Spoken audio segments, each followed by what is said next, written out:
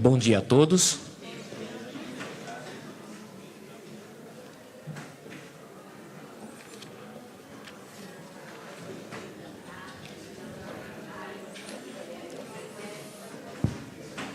Bom, vamos dando prosseguimento, então, né, as atividades deste evento. Me apresento aqui, meu nome é Luiz Gardenal e represento aqui o Centro de Línguas e Interculturalidades da Federal do Paraná. Centro aonde nasceu, onde foi plantada lá a sementinha do programa PBMI, que é do Português do Brasil para a Migração Humanitária, ao qual saúdo aqui o professor Gediel, também por este evento, e a professora Bruna Ruano, em nome de todos os professores envolvidos nesse programa de acolhimento aqui de Curitiba.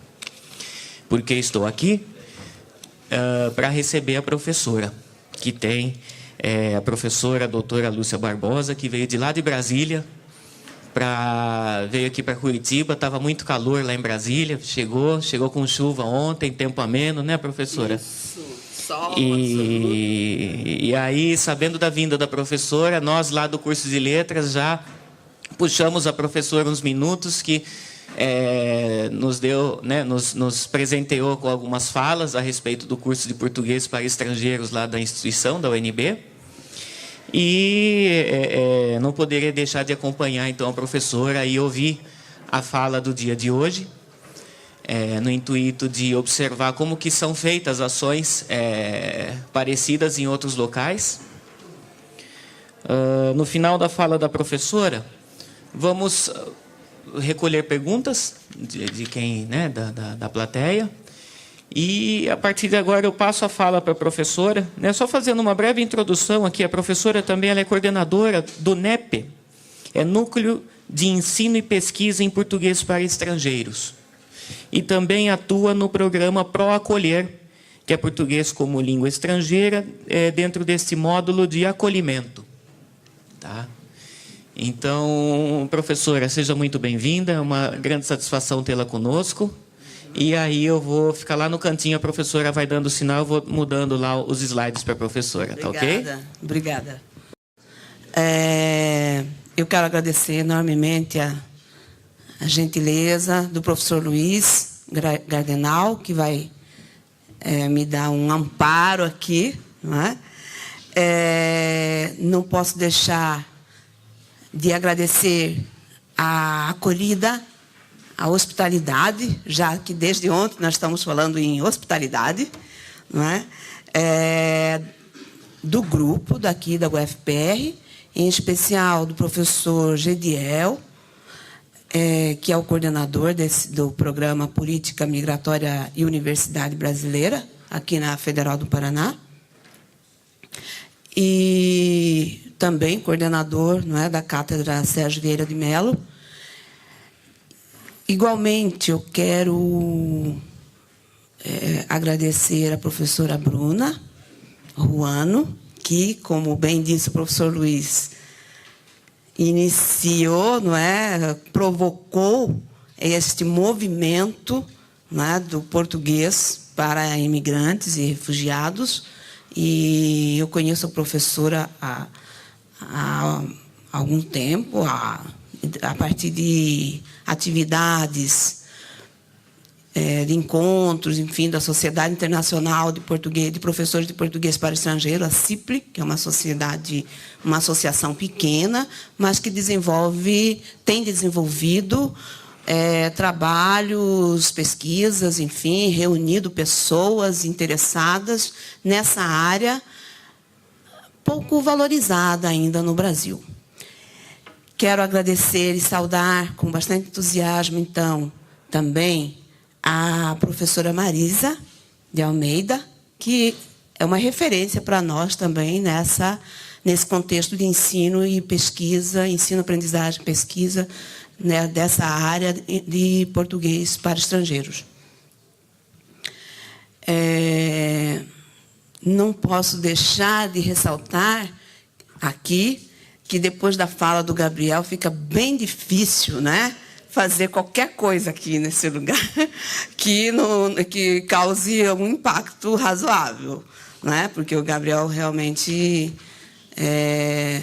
fez uma fala bastante importante para esse contexto que nós estamos vivendo, dada essa experiência que ele tem.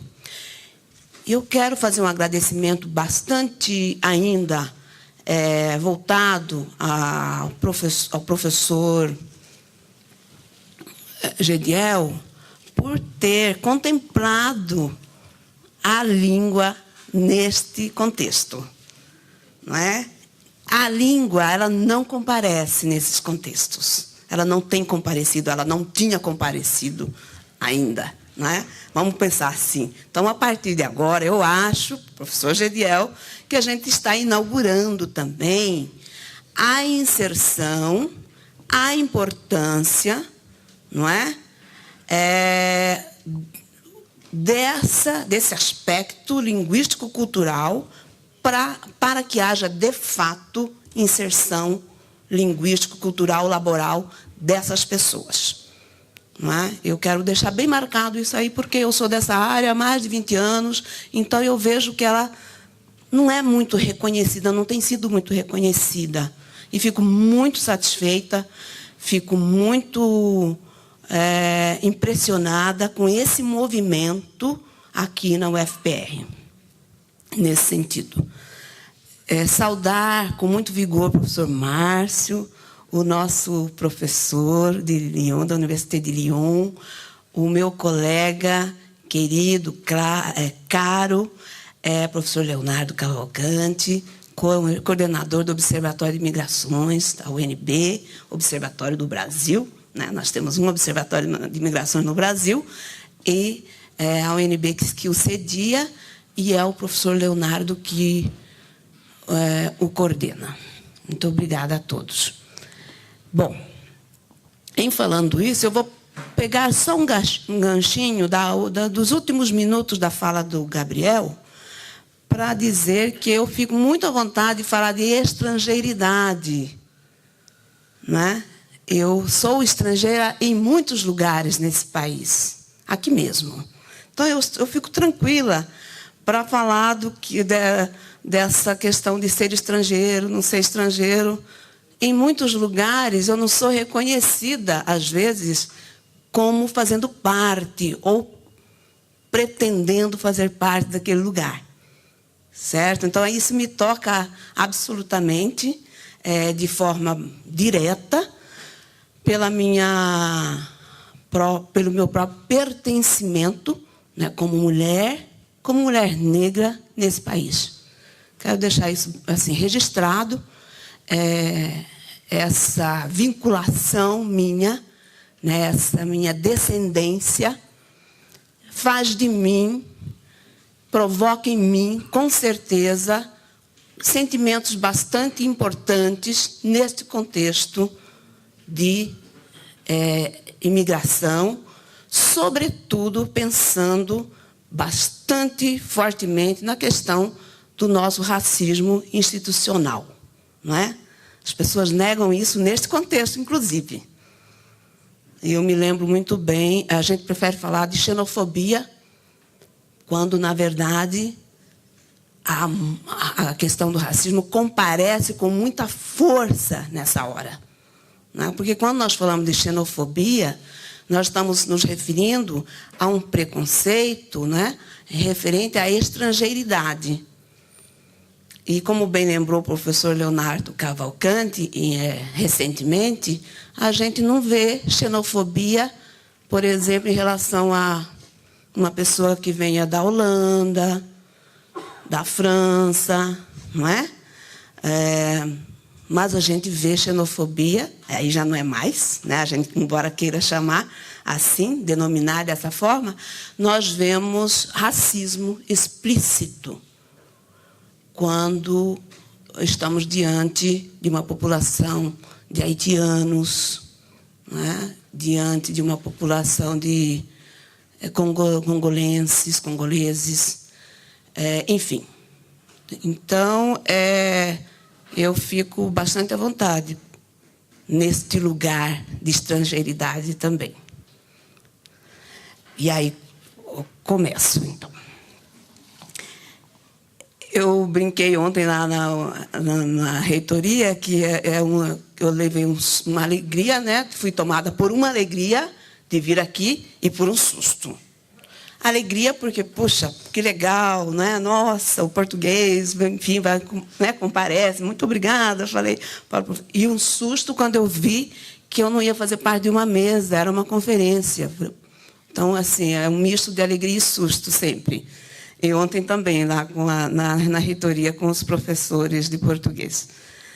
Mas eu quero marcar melhor a alegria. Nesse sentido, então, me foi sugerido, né, este tópico, acolhimento, sentido e prática no ensino de português como língua estrangeira. Nós temos trabalhado muito com esse sentido de acolhimento, mais do que hospitalidade, no que se refere à língua. Certo? Então, eu vou falar bastante de acolhimento nesse contexto de ensino-aprendizagem do português. Vamos lá, pode. Obrigada. Então, eu começo falando dessas realidades, né, desses desafios novos que exigem de nós conceitos novos também. Não é? Novos desafios, novos conceitos, nomeações novas. Como é que eu nomeio isto agora que eu estou vivendo? Não é? Como é que eu defino esta situação? Esse tem sido um desafio para nós e nós estamos tentando colocar aí algumas denominações. Então, é verdade que o Brasil conta, né, com diversas ações institucionais, sobretudo universitárias, dirigidas à população estrangeira que procuram cursos de português. Tradicionalmente chamados curso de português língua estrangeira. Embora essa denominação ela tenha problemas aí, às vezes. Mais recentemente, né, nós temos recebido outro público de falantes de outras línguas que requerem movimentos didáticos, metodológicos, mais específicos para a aprendizagem da língua portuguesa. Nós estamos nos referindo, então, a este contexto aqui de imigração.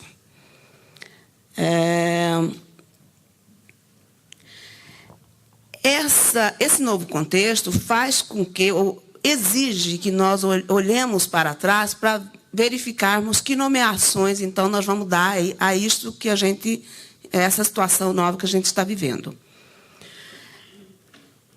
E eu vou falar um pouquinho aqui, né, com relação a esse público novo, não tão novo, mas ele é novo nos diversos formatos que o Gabriel já colocou aqui. A aquisição de uma nova língua, cultura, diferente daquela chamada língua materna, ela não é algo de natureza simples. Né? Quando eu vou aprender uma língua, não é simples. Isso já não é algo simples. Porém, aprender uma língua que às vezes eu não sonhei aprendê-la, não é? Que às vezes eu não quero aprendê-la, que às vezes eu acho que eu não preciso também aprendê-la. Aprender também, requer, né, da pessoa que vai aprender esta nova situação, este novo movimento que é olhar para essa língua e tentar reter dela o máximo que eu posso, né, que eu possa reter para trabalhar, interagir com as pessoas. Então, é nesse sentido que comparece a definição de língua de acolhimento. Tá? É um processo, então, complexo, porque está diretamente vinculado às relações que se estabelecem entre pessoas, culturas e identidades. Não é?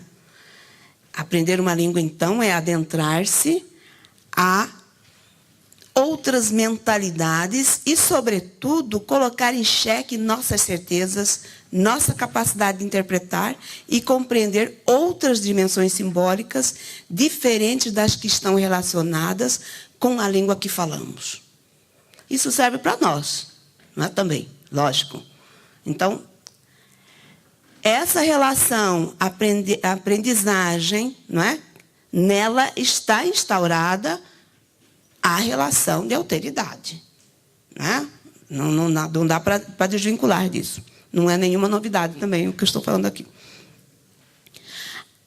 Nesse sentido, também, as diversas nomenclaturas que adjetivam o ensino-aprendizagem de línguas também expõem um pouco dessa complexidade. Então, a língua de acolhimento... É porque eu tenho que olhar ali para eu ler aqui. Desculpa, gente. Isso. Quando eu falo em, por exemplo, o que é a língua estrangeira? O que é a língua materna? O que é a língua... O que significa segunda língua? Língua 2, língua 1, língua para fins específicos, não é? Eu que sou dessa área há muito tempo, então... Essas nomenclaturas, elas às vezes não dão conta dessas situações novas. Não é? Então, a gente, nesse sentido que eu retomo essa parte inicial da nomeação. Em função disso, é preciso dizer que esse conceito de língua de acolhimento, ele vai beber um pouco da água desses outros conceitos que ainda não estão bem resolvidos. Ele faz uma ponte com esses outros conceitos. Certo? Eu vou falar especialmente da língua para fins específicos, que é uma antiga a língua instrumental. Não sei se alguém aqui, que eu sou meio antiga, na praça, né? Então, eu não sei se vocês se lembram, se alguém se lembra da língua instrumental, não é? Que era uma nomenclatura bastante... não é boa, né? Ela tem limites, mas era assim, aprender inglês instrumental. Então, você tem uma metodologia específica e tal, não é? Para que você quer aprender? Para fazer o quê? Para trabalhar, para ler? Geralmente era para ler, não é? Isso agora chama-se língua para fins específicos. E é nessa água, principalmente, né, dessa fonte, que a língua de acolhimento vai buscar um pouco de resguardo, não é? Para se estabelecer. Ela está vinculada, portanto, à língua para fins específicos, a atividades profissionais futuras ou a atividades que estão em andamento, em geral. Ela está focalizada, sobretudo, nas necessidades, nas demandas específicas para o uso efetivo dessa língua. Essa língua para fins específicos. Então, ela é destinada a aprendentes que possuem essas demandas específicas. Geralmente, ela está vinculada, enfim, para fazê-la acontecer, não é? Eu vou olhar o que essa pessoa, quais são as necessidades dessa pessoa ou desse grupo, para começar o curso. Então, o planejamento desse curso, ele é fundamental para o sucesso dele ou o fracasso. Então, dependendo de como eu vou, da forma que eu vá planejar isso. A língua de acolhimento, então, já está ali, em termos do nosso interesse, ela vai trabalhar com aspectos que ajudem o seu estabelecimento como tal, nesse contexto de imigração e refúgio.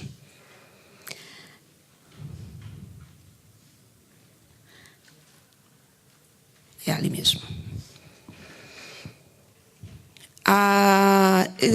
Eu vou retomar aqui algumas falas, né, da professora Nathalie Auger, que é uma professora francesa da Université de Montpellier, que trabalha um pouco nessa área, e ela fala que a língua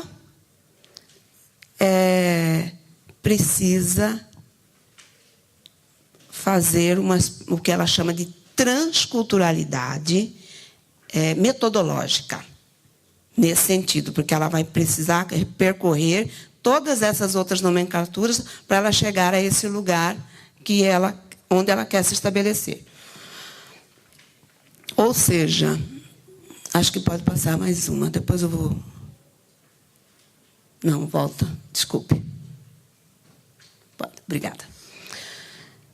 Eu vou ficar aqui um tempo ainda, depois você passa.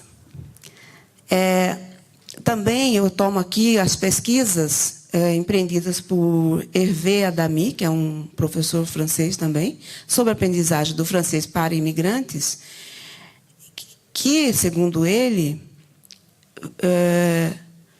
exigem, esse francês ensinado para imigrantes, exige uma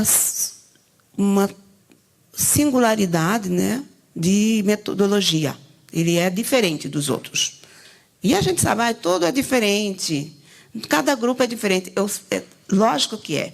Neste caso específico, as diferenças são muito acentuadas. E é disso que eu quero falar mais. Nós temos, por exemplo, fatores do contexto social, objetivos, público, ok.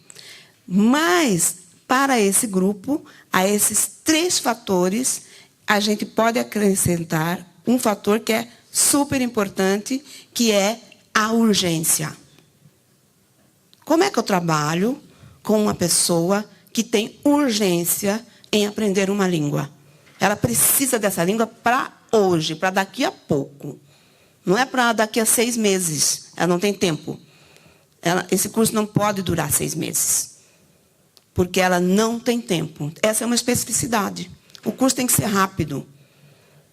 Certo? Então, essa já é uma especificidade desse grupo. Essa urgência. Outro. Eles têm necessidade de obter autonomia. Eles precisam circular nos espaços, solicitar empregos, enfim. Então, nosso curso ele dura 60 horas, eu vou falar um pouquinho depois dele, 3 vezes por semana, e ele termina rapidamente, ele dura 2 meses. Enfim, com atividades bem marcadas para que as pessoas comecem a falar e a escrever nas primeiras aulas. Temos dado passos importantes nesse sentido. A preocupação dessa pessoa, então, ela localiza-se em outros lugares e ganha outras dimensões. Onde que está a cabeça de uma pessoa, né, que quer aprender uma língua, que vai aprender uma língua que às vezes não quer, né? Onde que se situa essa preocupação dessa pessoa? Em um outro lugar. Não vai ser, com certeza, nessa língua. Sob esse aspecto, cabe a quem ensina, e aí entra a figura do professor, do formador, desse ator, desse agente, não é? Transformar essa necessidade urgente de inserção em ações e estratégias com vistas à plena integração. Não gosto da palavra integração, mas, enfim, é ela que aparece aqui por falta de uma outra melhor. Então, esse novo contexto exige também atores com novos olhares, com outros olhares sobre esse grupo, sobre esse contexto. É uma especialidade, não é? Nova para o português, para estrangeiros. No que concerne, então, a expressão língua de acolhimento, já em 2004, a pesquisadora portuguesa Maria Helena Ansan, ela falou um pouco, brevemente, sobre isso. Segundo a Ansan, essa forma de inserção social, ela tem que ser entendida como acolhida, ela tem que ser entendida como refúgio em casa, ela tem que ser entendida como cidade também, e como praça. Então, ela localizou espacialmente essa definição um pouco metaforicamente. E em 2010, outra professora portuguesa, também do português, de língua portuguesa para estrangeiro, a professora Maria José Grosso, ela explicita que a língua de acolhimento está vinculada às resoluções de questões de sobrevivência urgentes. Nesse sentido, nós estamos bem próximos a essa ideia inicial da professora Maria José Grosso. Então, segundo ela, essa língua tem de ser o elo de interação afetivo bidirecional, daqui para lá e de lá para cá, como primeira forma de integração, não é? Na imersão linguística, para uma plena cidadania democrática. Então, a professora Maria José dá mais caldo para a gente nesse sentido. Desse modo, aí eu falo um pouco mais, ao falarmos em língua de acolhimento, referimos-nos ao prisma emocional. Então, a gente vai incluir aí um prisma emocional, essa ideia de recusa. Ao prisma emocional e subjetivo da aprendizagem dessa nova língua, sem perder de vista a relação conflituosa que se estabelece, que se apresenta no contato inicial do imigrante com essa sociedade que, em princípio, acolhe. E aí, sobre acolhimento, hospitalidade, a gente já teve assim bastante debate muito interessante que nos ajuda a pensar também. Esse conflito é previsível a julgar pela situação de tensão, mas não apenas de tensão, mas de vulnerabilidade. Então, aí, esse aspecto é totalmente novo para nós, não é? Que, em geral, essas pessoas enfrentam quando chegam a um país estrangeiro, nem sempre com a intenção de nele permanecer. Não sei se é o caso, mas Brasília, por exemplo, às vezes é ponto de passagem. Ela não é... As pessoas, às vezes, não ficam lá. Não sei aqui. Então, os professores falam, eu tinha, sei lá, comecei o curso com 20, 30, 40, e agora estou terminando com 10. Porque a dinâmica exige essa, vamos dizer assim, essa viagem, né, que tem que ser feita, que tem que ser continuada. Nessa perspectiva, é importante destacar que sentimentos de rejeição ou de descaso do aprendente, né, a gente fala, parece que ele não quer aprender, parece que não é importante. Eles não estão dando importância. Eu estou falando da minha realidade, né, dos professores com os quais eu trabalho. Então, esse possível desinteresse em relação à aquisição dessa nova língua é muito em função de que ele não escolheu. Não a escolheu. Ela não é uma escolha dele, dessa pessoa. Desse modo, língua de acolhimento propõe uma revisão sobre o papel e a formação dos professores, ou do professor, da professora, que vai atuar nesse contexto. Porque ele, em princípio, amenizar o conflito inicial entre esse aprendente e a língua, né? Essa é uma questão. Depois, ele pode também estabelecer as condições necessárias para que esse aprendente comece a vê-la e a interpretá-la como elemento de mediação entre ele e ela, não é? E a sociedade anfitriã. Então, nesse sentido, esse novo espaço também exige uma formação de pessoas para trabalhar sob essa perspectiva. Então, essa pessoa vai ter que trabalhar planejamento, material didático, como elemento-chave nesse processo. Também é bom lembrar que é fundamental a percepção dessa língua de acolhimento como aliada nesse processo de adaptação e de pertencimento ao novo ambiente, que não é inicialmente o seu lugar, a sua casa, como queria, né, a professora Maria Helena Ansan dizer em 2004. num primeiro momento, não é o seu lugar, não é a sua casa. Então, esse formador, essa formadora, eu estou chamando de formador, formadora, porque não precisa ser necessariamente o professor, né, de língua, pode ser uma outra pessoa que está fazendo uma outra atividade com esse aprendente, essa aprendente, terá que fazer essa ponte, não é? A perspectiva de acolhimento vem ancorada, então, na transitividade e na cadeia sinonímica do verbo acolher. Então, a gente vai ter que pensar, o que é acolher? O que é mesmo o verbo acolher? O verbo acolher direciona imediatamente a alojar, e aí nós vamos pensar, então, nas políticas públicas que não existem, asilar, acomodar, recolher nesse sentido de trazer para perto de si, e pensando, então, também nas plurissignificações a que esse verbo remete. Essas plurissignificações são auxiliares na proposição de um ensino e de uma aprendizagem de língua de acolhimento em um plano mais afetivo. Então, nós também estamos trabalhando no campo das afetividades, como já foi falado ontem, hoje aqui, bastante. Com fortes aproximações a outra base sinonímica, na qual o sentido de alteridade está posto. Que base é essa?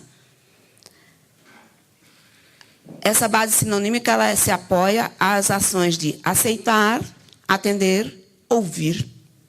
Então, ouvir, às vezes, né, as demandas, isso também, nas quais se antevê que a língua que acolhe pode, quer abrigar e proteger.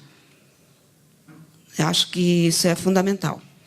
Acolhimento pressupõe, portanto, não apenas proteção, apoio e amparo, mas ações efetivas que concretizem inserção da pessoa acolhida em todos os aspectos das relações sociais, inclusive os aspectos materiais. Então, língua não é algo distanciado da assistência, da bolsa, enfim.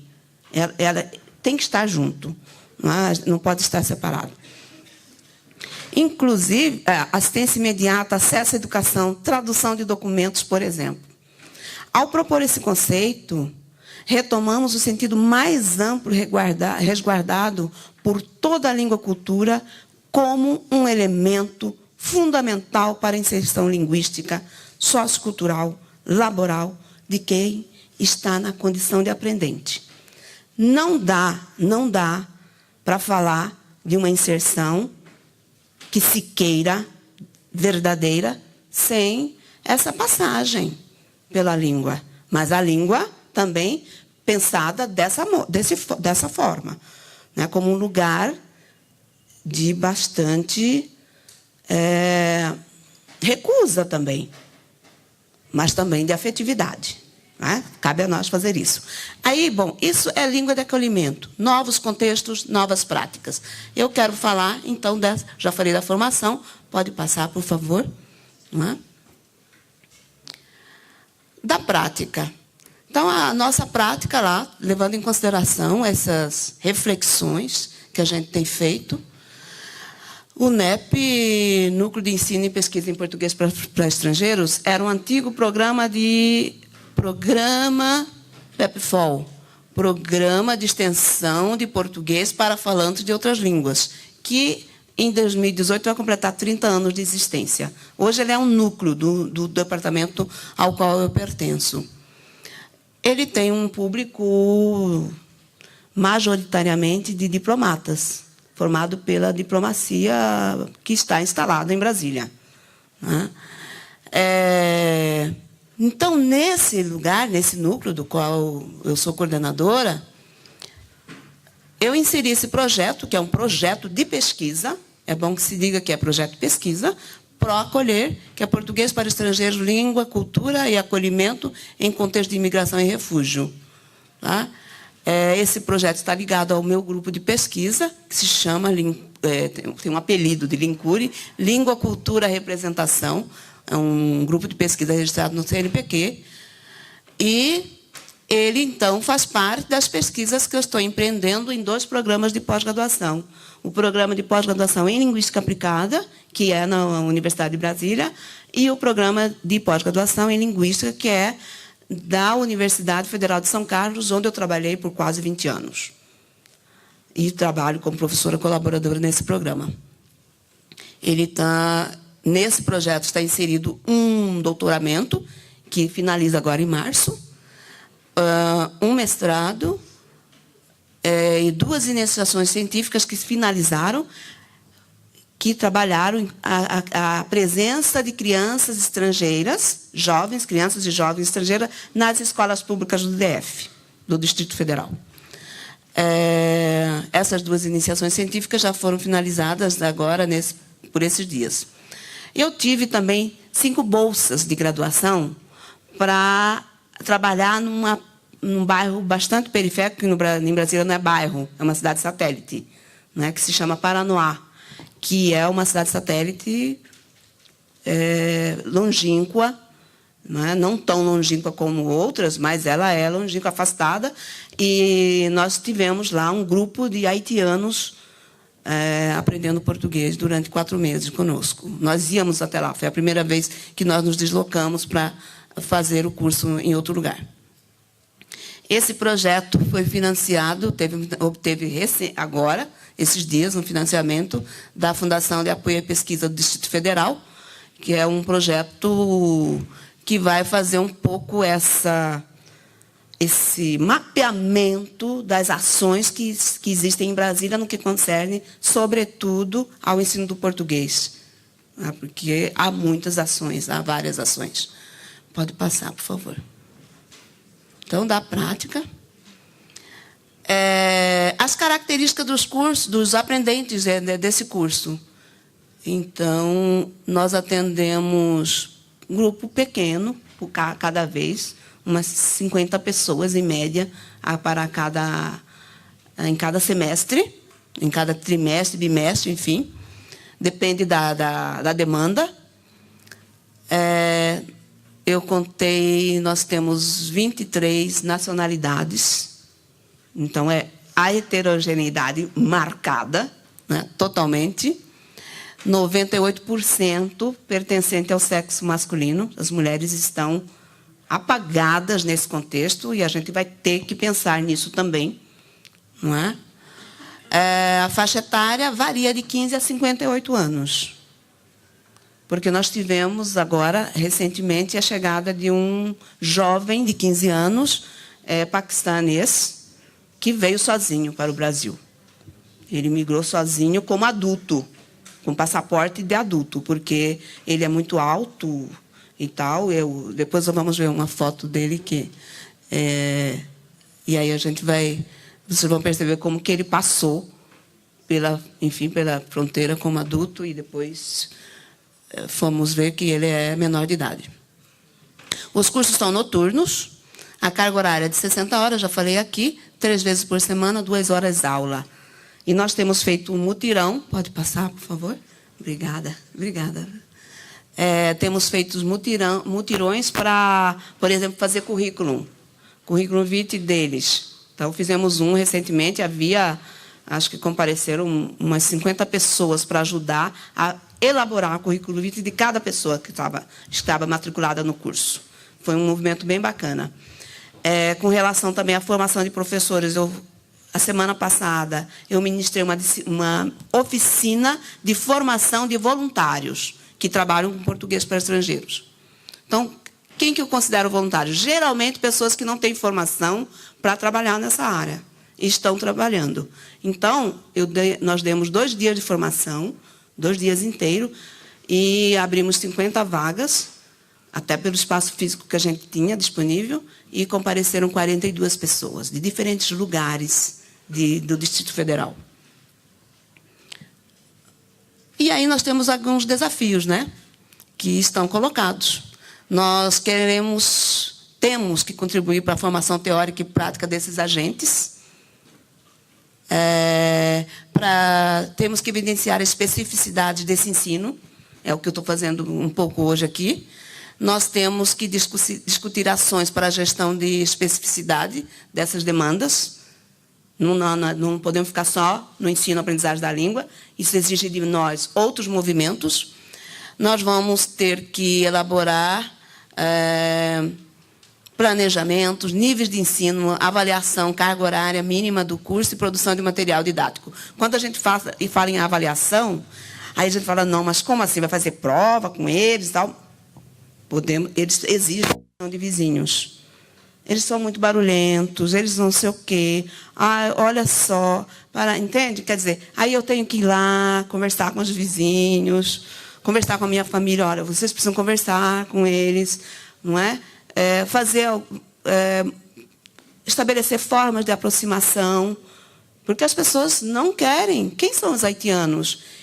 Quem falava de haitiano no Brasil, a não ser Caetano Veloso na música? Não é? Então, a gente precisa pensar nisso. Desconstrução de representação. Isso é muito importante para avançarmos.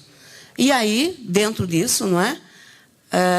Claro, categorização do outro pela língua que fala, pela cor da pele, sobretudo, não é? Pela forma de se vestir também, pela forma de se comportar. Então, fala muito alto.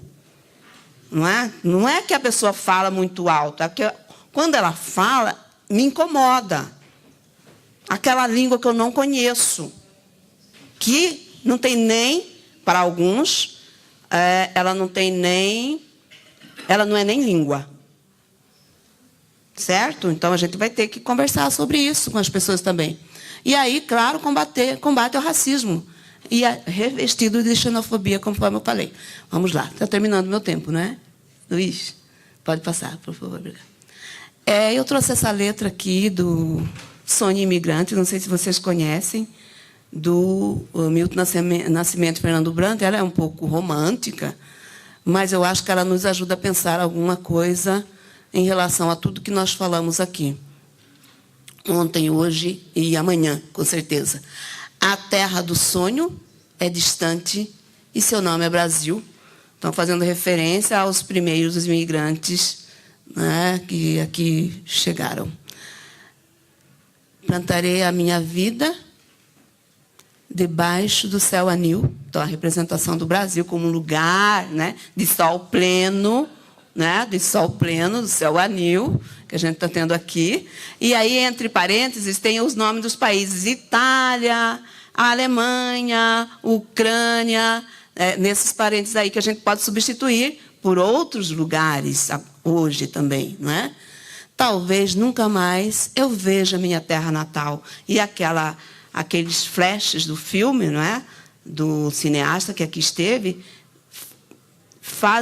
nos fazem pensar bastante nisso, nesse aspecto. Talvez eu nunca mais veja minha terra natal. Aqui eu sou o povo sofrido, na terra natal. Lá eu serei fazendeiro, terei gado, terei sol. O mar de lá é tão lindo, natureza generosa, que faz nascer sem espinho o milagre da rosa. O frio não é muito frio, só o de Curitiba, tá, gente? Nem o calor é muito quente, só o de Brasília e Cuiabá, de Cuiabá principalmente. E falam que quem lá vive é maravilha de gente. Então, essa representação do Brasil que eu quero para mim. Né? Eu gostaria que essa representação, ou essas representações do Brasil, que elas se estabelecessem de fato, não é? Para todos nós. Pode passar, por favor, nós estamos terminando. E aí, ao final, que o acolhimento, então, seja essa rosa sem espinho, não é? Alterada para os sentidos que a ela damos, para que o sonho não seja mais apenas sonho, que ele se torne realidade mesmo. E com isso eu termino, não terminando, porque nós vamos passar aqui umas cenas do curso lá. Muito obrigada. Do módulo acolhimento a semana passada, de uns grupos. Obrigada. É meio romântico, é verdade, é meio romântico. Mas o que a gente quer dizer mesmo é que a casa não é só nossa. Não deve ser só nossa.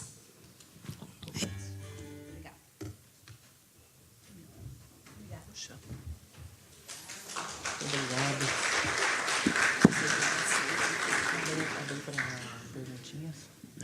Professora, muito obrigado, muito mesmo. É romântico, mas precisamos desse romantismo. Acho que é o que nos move, né? Gostaria de abrir para perguntas. Por gentileza, professor.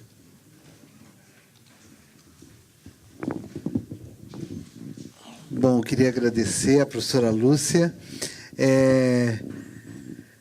Dizer que talvez, quando a gente já tiver com esses projetos todos, né, consolidados, a gente está pensando num projeto de... Algumas pessoas já estão pensando, eu ontem convidei a professora Lúcia, pensar um projeto de universidade popular, uma coisa aberta, assim, sem os muros também da universidade, que são terríveis, né? O muro da burocracia, etc. Mas eu queria fazer uma pergunta. Bom, primeiro, não é para que a senhora repita, mas eu não entendo como é que a questão da língua não possa estar, digamos, sempre presente, né? Ainda ontem eu falava com um colega que ele é cego e ele tem um trabalho na ONU, inclusive, na questão da pessoa deficiente cega, e ele estava me falando que os surdos, por exemplo, não tem como exercer seus direitos porque não tem um vocabulário jurídico em língua de sinais, né? Então, você não tem como dizer o teu direito, nem como decidir o teu direito se você não sabe aquela língua. Não tem a maneira de traduzir isso. E a gente teve aqui já umas tentativas de conseguir tradutores se aproximando da Polícia Federal, eles recusaram, né? Então, assim, não formalmente, porque a gente não quis, né, causar esse constrangimento, mas nos mandaram mensagens dizendo não tem lugar, ou as instalações são muito pequenas, né? Então, a gente prefere não ter esses estudantes aqui conosco. Mas, na verdade, não sei, né, para mim... Mas a questão verdadeira que eu queria lhe perguntar, eu conversava com a Bruna, por onde a gente deve investir? A gente sempre quis investir aqui, o pessoal de letras, estou falando do que não é meu, mas aproveitando a proximidade nossa tão grande, né? E sempre tão... Mais importante do que tudo é o pessoal mesmo de letras que começaram e tiveram e que dão essa força assim fantástica.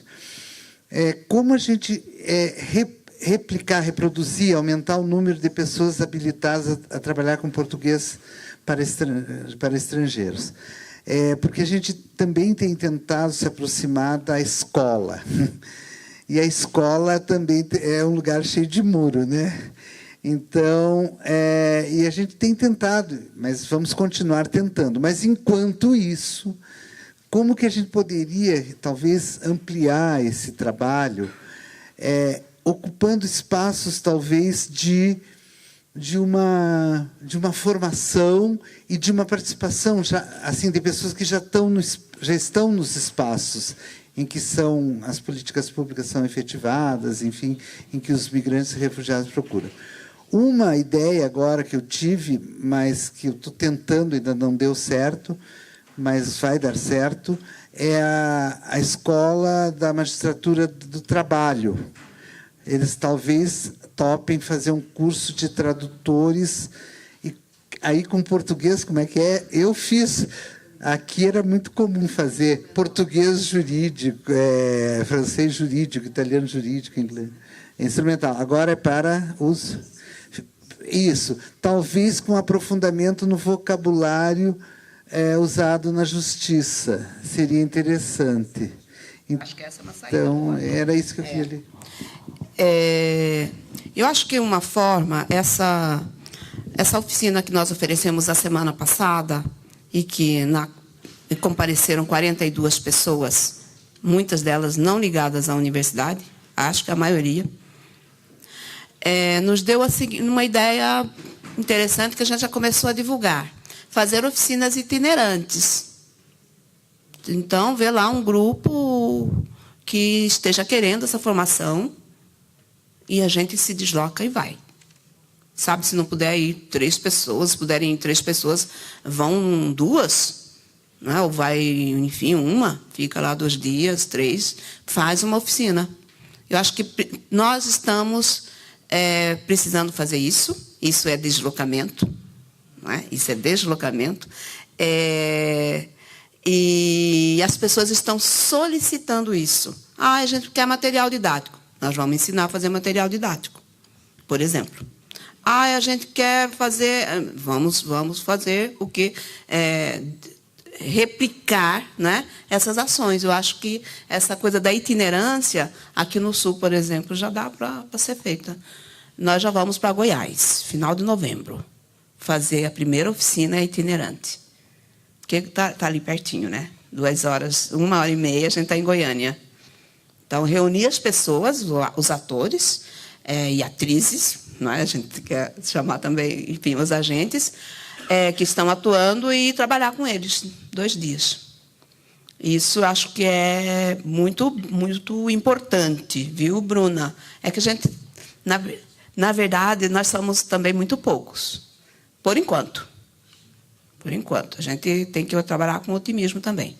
Essa ideia do direito, né, enfim, do português para fins específicos, quer dizer, pegar as palavras-chave, fazer um léxico, né? Talvez assim mais voltado também para essas ações mais urgentes e necessárias, num primeiro momento.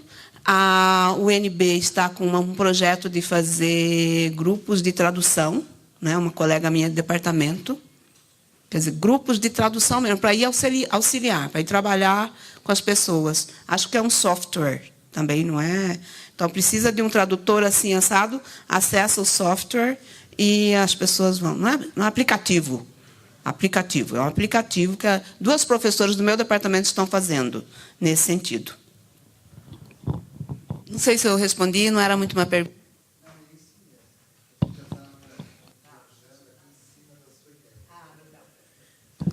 Nada. Que isso? Lá atrás, a pessoa...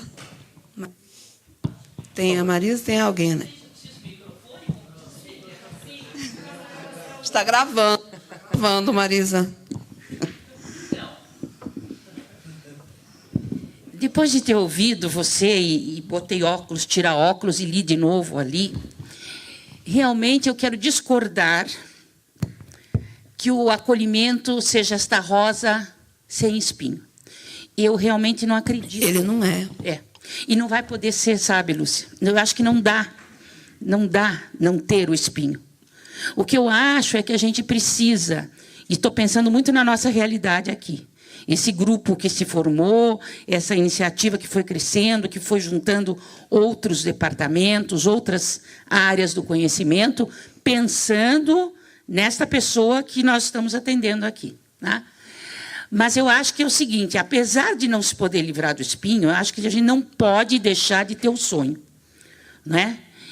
E, ao mesmo tempo, e isso é uma preocupação que eu tenho, meio de fora, para esse nosso trabalho, é da gente se perceber como parte de um trabalho onde temos interesses diferenciados, mas interesses complementares, gente. Porque nós corremos o risco de nos fechar em caixinhas de novo. Um pensa mais para um lado mais formal, outro pensa mais para um lado mais da convivência com a língua, mas, obviamente, você tem os outros aspectos. Então, eu acho que a gente tem que ter isso para o nosso grupo.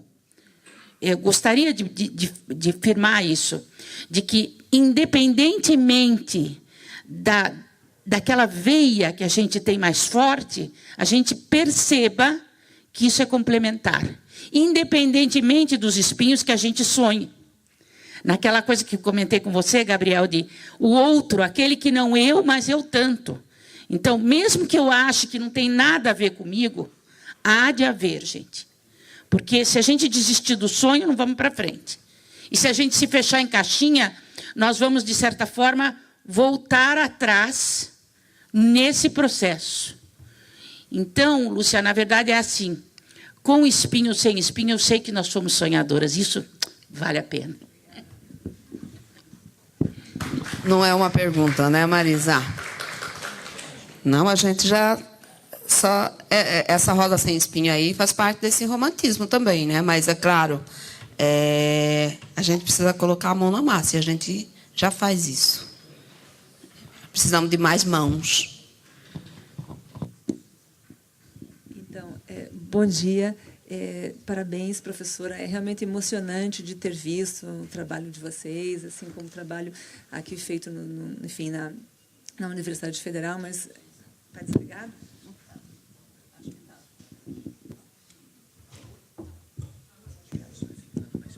Eu tenho que falar mais pertinho. Vamos lá, tenho que falar mais alto mesmo no microfone. Ok, então, realmente, parabéns. Acho que eu tenho, de novo, um comentário também, não chega a ser exatamente uma pergunta, né? O meu olhar é muito relacionado à produção dos materiais didáticos. Você comentou na sua fala a importância de ter materiais específicos. Então, é realmente para pontuar essa questão de que materiais genéricos que possam servir para todo mundo não vão servir para ninguém, na verdade, né? Então, é um registro mesmo, gente, da importância desse evento, da importância dela estar aqui. Sempre quando o pessoal pergunta, sim, vamos dar aula, mas e aí, vamos usar o quê? Que tipo de material didático a gente vai usar, né? Então, do ponto que nós chegamos à nossa pesquisa, justamente quanto mais específicas forem as demandas, mais específico precisa ser o trabalho direcionado a eles. Então, para demandas específicas, materiais específicos. E eu não resisto, porque... Estamos aqui nessa sala do direito, e aqui também nós estamos montando um projeto com o professor Marcos Vachovics, e eu acho que isso tudo poderia ser estendido, a gente poderia fazer isso tudo muito mais junto, nas parcerias, como tanto pontua a Marisa, que é a questão dos direitos autorais, é o que nos limita na questão da produção dos materiais didáticos, né? Então, isso limita imensamente. E, claro, também o desejo, o sonho, a gente precisa sonhar também, né, Marisa? Sonhar da questão de ter uma lei que libere para fins educacionais esses materiais, né? A utilização de textos, de vídeos liberados, e talvez que nós pudéssemos montar juntos aí um banco de textos livres, e que aí não ficaríamos nós aqui pesquisando os textos livres, vocês lá pesquisando textos livres para produzir, e que a gente juntasse e fizesse esse banco livre juntos de textos, né? Texto CC do Creative Commons, né? Ok, na verdade mais um comentário, assim. Obrigada. Eu acho que sim, né? Nós esbarramos sempre nessa questão aí dos direitos autorais, né? Como nós estamos aqui neste espaço, né, do direito, eu acho que é uma demanda que a gente precisa fazer, né? O Acnur, talvez.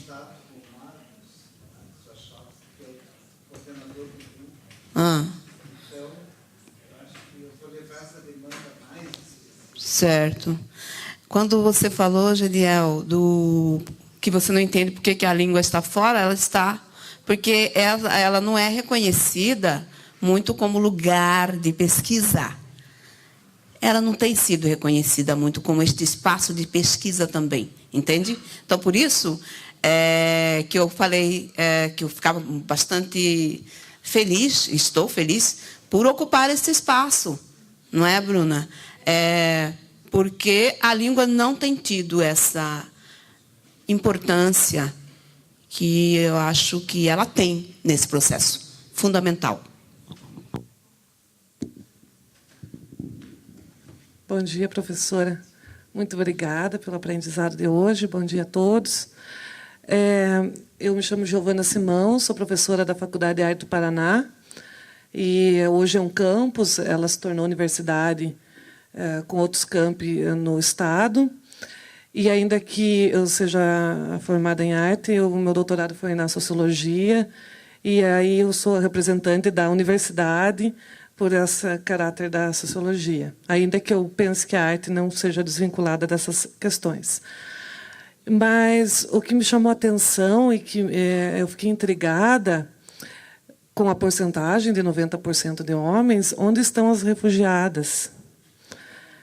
Então, porque se ainda que a professora não goste da palavra integração, mas nós não podemos ter essa segregação já nesse acolhimento, um acolhimento que nasce perdendo. E minha questão é, onde elas estão, por que elas não procuram esse acesso, por que não têm acesso, e será que temos que fazer uma itinerância até essas mulheres? Qual que é esse silêncio, né, da figura feminina? Muito obrigada. Obrigada também ao professor Gabriel. Recentemente, nós fomos chamados para uma reunião em uma cidade satélite, Taguatinga, que é a maior cidade satélite do Distrito Federal, e por um líder muçulmano, e ele justamente estava muito preocupado com as mulheres, porque, em geral, elas não saem de casa, né? Elas não têm espaço muito fora de casa, não ocupam muito esse espaço. E ele mostrou preocupação e pediu justamente que a gente oferecesse o curso lá, em Taguatinga. Então, nós estamos montando um curso específico. Se a questão for, tem que ser só para mulheres, a gente vai oferecer só para mulheres, né? Porque elas podem levar as crianças, por exemplo. Uma pessoa síria leva as crianças à noite. Não pode, normalmente não poderia levar, porque a universidade não, né, isso esbarra em questões, enfim, legais dentro da universidade. Mas ela não tem alternativa, então ela leva as crianças ao curso. E ela terminou agora 2 módulos, mas é uma das poucas, né? Então, a gente tem que ir a elas, né? Eu acho. Elas estão ocupando outros espaços, mas, em geral, elas não têm acesso à aprendizagem da língua. Então, essa é uma questão que a gente vai ter que resolver, de alguma forma.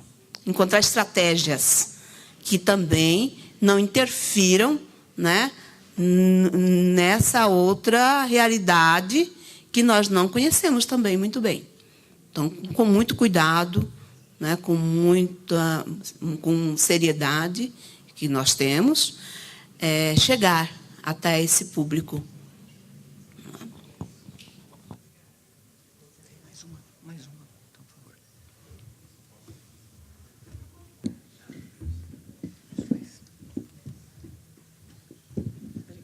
Bom dia, obrigada, professora, foi bem esclarecedor. Eu tenho uma pergunta que não é exatamente sobre o idioma em si, mas é sobre a geração de trabalho para quem lida com o idioma. Então, como a senhora falou, né, ainda é muito recém, o grupo ainda é pequeno, isso não deve estar nem mapeado. Mas eu vejo assim, quando tem uma preocupação, né, vai tirar trabalho dos brasileiros. É uma novela que a gente ouve toda hora, né, como argumento de abrir portas, né? E eu, particularmente, já pensei a quantidade de geração de oportunidade de trabalho só no campo do idioma, intérprete, professor, né? Sem falar nas outras áreas todas que tem a ver com a hospitalidade e com a acolhida. Então, a pergunta é se tem muitas pessoas ainda trabalhando só como voluntárias, que também é relevante e super importante, mas se já tem uma mensuração de quantos estão conseguindo novos trabalhos a partir desse campo. Nós não temos trabalhado na UNB com voluntários, todos são pagos. Porque, como o NEP, o Núcleo de Ensino e Pesquisa em Português para Estrangeiros, ele atende cerca de 1.000 pessoas por ano, estrangeiros, diplomatas, em sua maioria. Então, ele tem uma renda, né? Ele tem um dinheiro lá. E esse dinheiro eu tenho utilizado para pagar professores. Então, os professores não são voluntários. Todos têm formação específica. E as pessoas, 2 pessoas da secretaria também, como prestadores de serviço. Ainda não é assim o que nós desejávamos, mas não tem sido remunerado. Eu tenho tido essa preocupação, porque eu acho que isso também, nós vamos ter que pensar nisso também. O que pode ser desenvolvido como trabalho voluntário? Não é? Muita coisa, com certeza. Mas eu me preocupo muito com a questão do ensino, aprendizagem da língua. Porque é o que eu falei ontem, né? Por que a língua ela pode ser dada por qualquer pessoa? Por que um curso de português pode ser dado, né? Eu vou morar nos Estados Unidos, fiz economia no Brasil, vou morar nos Estados Unidos e falar, dá umas aulas de português aqui para a gente. Mas ninguém pede para mim, por exemplo, você pode fazer uma palestra sobre a economia do Brasil? Lá nos Estados Unidos, ou na França, ou não sei. Não é interessante? Então, isso também entra nesse aspecto desse desconhecimento, desse não reconhecimento do lugar da língua e dos profissionais que nelas atuam, nela atuam. A gente vai ter que pensar nisso também. Então, às vezes, as pessoas ficam meio chocadas comigo, falam, eu quero ser voluntária. Eu falo, olha, nós não temos trabalhado com voluntário, também não temos dinheiro para pagar todo mundo que gostaria de trabalhar conosco. Então, eu tenho pensado, e vou ter que arrumar isso de alguma forma, tenho aprendido muito, eu aprendi muito ontem, olhando a experiência daqui, em dar encaminhamentos efetivos para a atuação de voluntariado. Como? Aonde que eles vão trabalhar, o que eles vão fazer e tal. Mas eu acho que a questão do pagamento ela é fundamental. Arrumar bolsa no Ministério do Trabalho, Ministério da Justiça, não sei. A gente vai ter que pensar nisso juntos. Acho importante.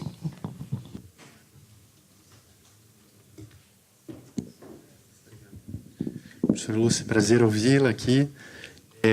Eu queria fazer uma dupla questão, que é, em primeiro lugar, uma das formas de se avaliar, ao final, a possibilidade da naturalização é exatamente o exame de proficiência em língua portuguesa.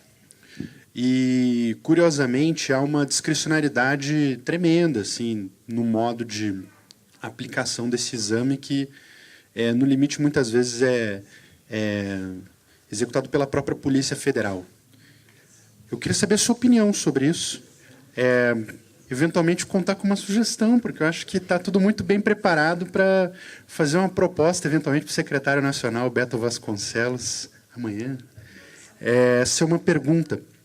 A segunda é que nós pensamos sempre no ensino da língua para o estrangeiro, mas, pensando um pouco no desafio desse papel da tradução, acho que há uma carência na própria formação, etc., de quem atua como intérprete e não enfim, não vem dessa trajetória que a professora acaba de colocar, com uma formação para atuar como tal.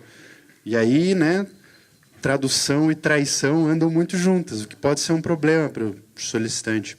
Então, como pensar essa possibilidade do núcleo desenvolver uma atividade não somente para que intérpretes sejam pontos focais acionáveis pelo celular, mas realmente a formação de um pessoal que possa fazer esse trabalho de apoio, eventualmente começando com um piloto em Brasília para assistir o CONARE, nesse desafio. Duas perguntas para ouvir a sua opinião. Obrigado. Obrigada, Gabriel. Acho que não são perguntas, são ideias fantásticas que você está nos dando, trazendo para nós. Eu confesso que eu não sabia que existia um exame nacional, como assim, o exame de língua portuguesa, a prova, vinculado à permanência dessas pessoas. Eu não conhecia essa parte. Alguém me falou um dia, não, eu fui lá, eu fiz escrevi meu nome, falei alguma coisa e pronto. Eu falei, mas o que era isso? Não, era uma prova. Achei bom, falei, vou pensar mais. Eu acho que sim, nós vamos ter que fazer, mas aí nós vamos ter que fazer, e a gente pode fazer isso no núcleo, sim, porque nós estamos estudando avaliação, como que a gente avalia esse público, não é? Essa avaliação ela tem que ter características muito bem arrumadas, justamente porque ela não pode ser elemento de exclusão. Ela não pode ser mais um elemento, não é? Porque nós já temos formas de exclusão explícitas e muito mais implícitas. Então, que esse elemento não seja. Eu tenho conversado com colegas especialistas em avaliação, inclusive, Olha, presta atenção, hein? Fique atento aí, não pode excluir. Esse pessoal aqui não pode, a gente vai ter que pensar. E eu acho que dá para fazer, sim. Nós temos um exame nacional, que é o CELP-BRAS. Nós podemos, de alguma forma, olhar um pouco para ele. Isso vai gerar, com certeza, polêmicas, enfim, tal, porque o pessoal vai falar, não é possível, mas dá para pensar. Há especialistas que podem pensar nisso. Eu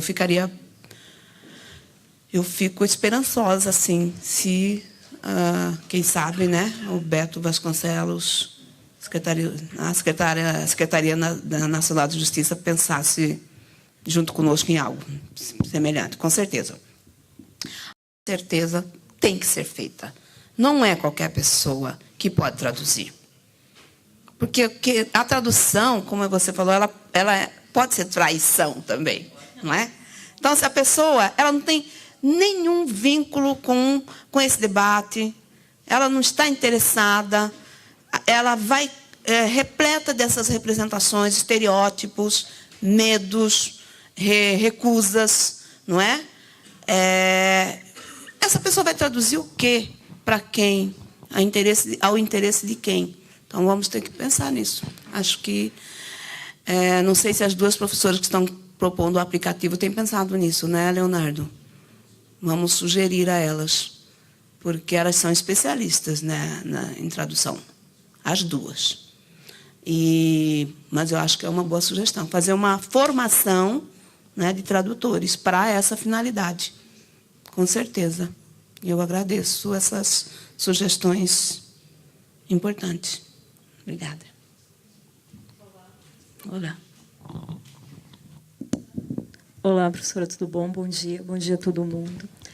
O meu nome é Maria Gabriel, sou uma das coordenadoras do PBMI, que é o nosso projeto de extensão aqui. Eu queria só dar um comentário inicial, depois outra pergunta. Sobre a questão dos voluntários, que a senhora falou, o nosso projeto nem existiria se não fosse voluntário, né? A grande maioria das pessoas que trabalham hoje conosco são voluntários, mas são voluntários da universidade, são acadêmicos da universidade. A gente tem um espaço de formação, a Jo ajuda muito, acabou de dar uma oficina de produção de material didático como língua de acolhimento. A gente pretende, até o final do ano, né, Gigiel, lançar um site e disponibilizar material gratuitamente. Está uma novela, mas a gente pretende lançar, está encaminhando para isso.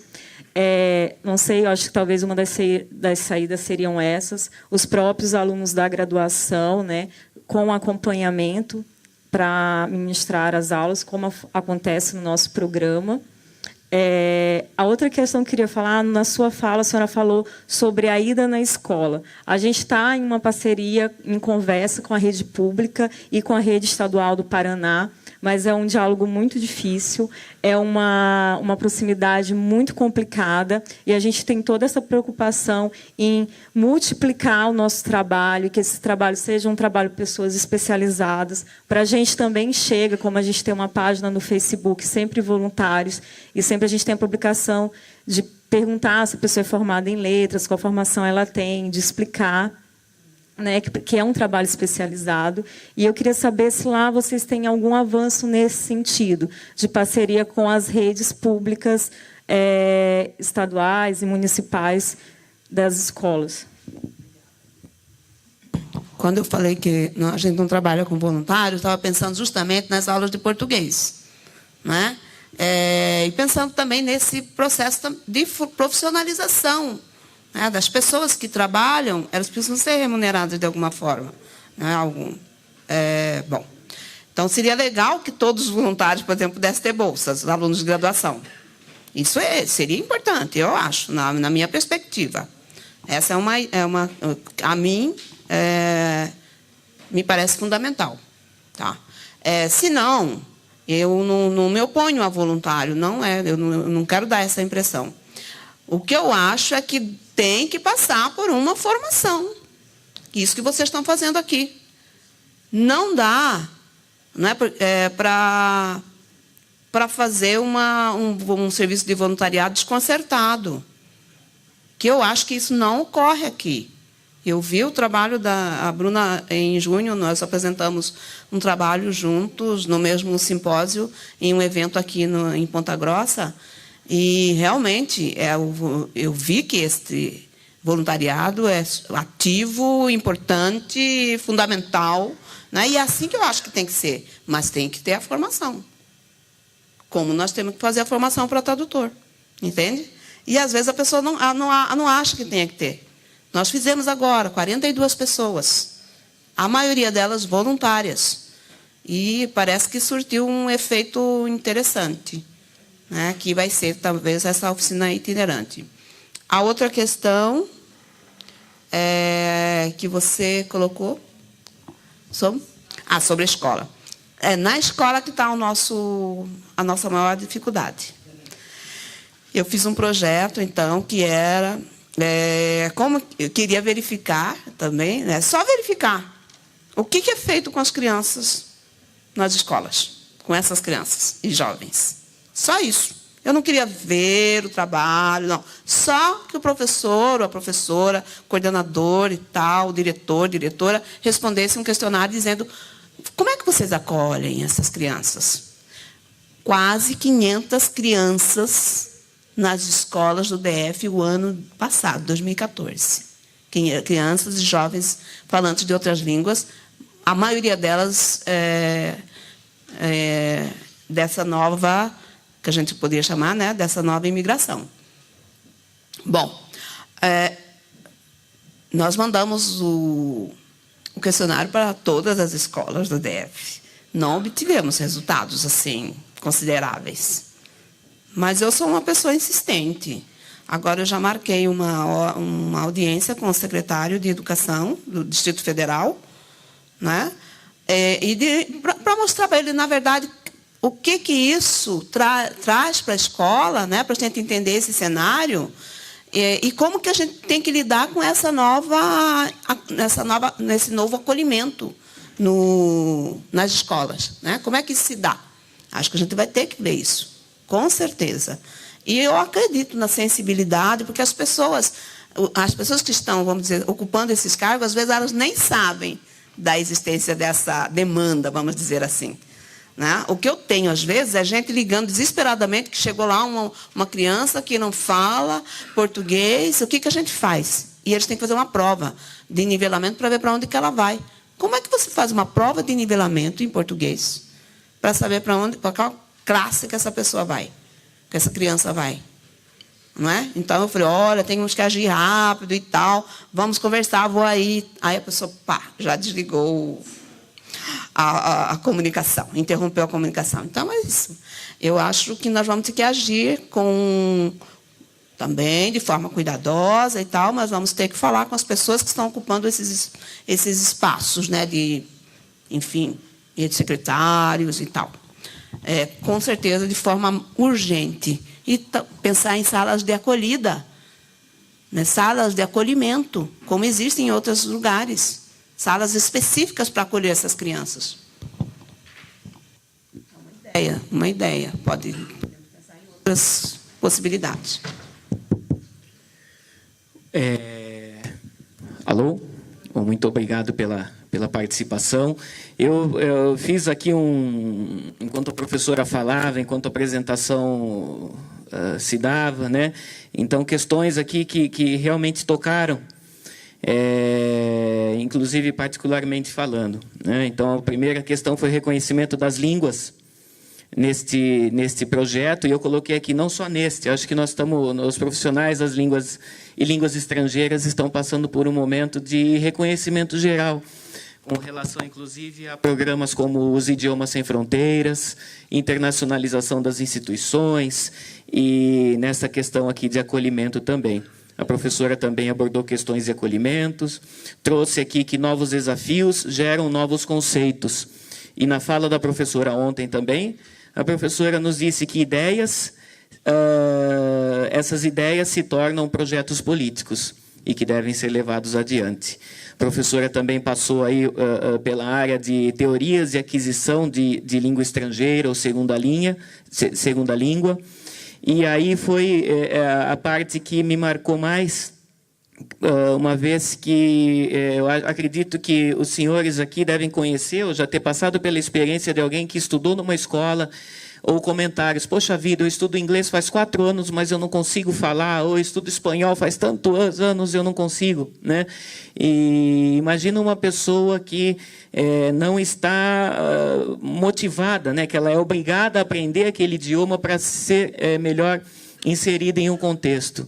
Então, aí eu lembro da fala da professora Marisa, que de vez em quando ela nos fala, aluno motivado, meio caminho andado, né? Então, como fazer para... eu acho que essa é a grande barreira, né? Como tornar... E não foi uma escolha da pessoa estar aqui aprendendo português, tendo que trabalhar nesse ou em outro local, mas ela se vê aqui agora, né? E não é fácil aprender uma língua estrangeira, não basta estar no país para você aprender a falar, embora ele esteja aqui em imersão. E aí eu lembrei do povo, os brasileiros de Kasegi, que foram para o Japão na década de 80, e pessoas que relatam que, olha, eu morei no Japão faz 11 anos, 12 anos, mas eu não falo nada de japonês, porque lá muitos acabaram fazendo grupos, onde apenas uma pessoa dominava o idioma e fazia o intermédio para as outras, elas não precisavam do domínio da língua japonesa para sobreviver no local. E aí a professora também colocou que isso é uma questão de extrema urgência. Eles não têm tempo, eles estão aqui, eles têm que trabalhar, precisam sobreviver, pagar aluguel, pagar a escola, comprar comida, etc. e tal. Tudo, precisam viver, né? Ou seja, a professora colocou aqui resoluções e questões de sobrevivência em caráter emergencial, urgente. Eu anotei e eu quero levar para frente isso aqui, né, nos nossos próximos encontros, né? Mas essa ênfase aqui do prisma emocional e subjetivo, a questão de ser a escolha ou não, ou seja, motivação, eu acho que ela é algo muito importante, que talvez um dos pilares desse tipo de ação, né? E aí, tanto na fala da professora, como nas outras falas, aqui nas perguntas, a palavra sonho, ela sempre veio aqui à tona, né? E a professora ainda completou o sonho com insistência, né? Eu sonho, eu sou insistente, ou seja, eu vou à frente. E aqui eu anotei que nós estamos falando aqui dos nossos sonhos enquanto profissionais e que estão trabalhando com o objetivo, mas também estamos lidando com o sonho das outras pessoas, que são as que estão aqui e que vieram aqui em busca de um sonho, né, professora? Então, eu acho que temos muito trabalho pela frente, e espaços como esses que são super assim, interessantes para que nos sensibilizem ainda mais para diversos tipos de discussão. Muito obrigado novamente, obrigado a todos, um bom almoço, uma boa tarde, e aí eu gostaria, à tarde, às 14, conforme a programação normal aqui nesse local, né? Então, fica assim, um bom almoço a todos. Obrigado. Muito obrigada. Só para dizer que essa definição de língua de acolhimento vai sair no Dicionário de Migrações, organizado pelo professor Leonardo Cavalcante, o ano que vem.